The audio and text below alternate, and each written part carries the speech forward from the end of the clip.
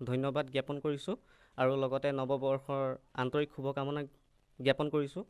আজি মই এই কণ কণ শিশুসকলক আৰু ছাত্ৰ ছাত্ৰীসকলক কণ কণ ছোৱালীসকলক তেওঁলোকৰ মানে দিহানাম, নেগেৰা আৰু ঢোল বাদন তেনেকৈ আমি খোল বাদন প্ৰশিক্ষণ দি আছোঁ। আমাৰ প্ৰায় এমাহ সম্পূৰ্ণ হ'লে আৰু গতিকে আমাৰ উদ্দেশ্য হৈছে আমাৰ এই কণ কণ শিশুসকলক আমাৰ গুৰুজনাৰ সৃষ্টি ধৰি ৰখাত আমি এটা প্ৰয়াস কৰিছোঁ, অকণমান চমুকৈ চেষ্টা কৰিছোঁ।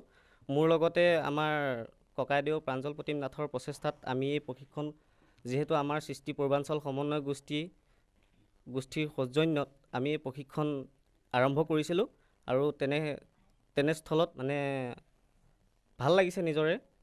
কণ কণ ছাত্ৰ ছাত্ৰীসকল ওলাই আহিছে শিকিবলৈ, আমাৰ গুৰুজনাৰ সৃষ্টি ধৰি ৰাখিবলৈ ওলাই আহিছে।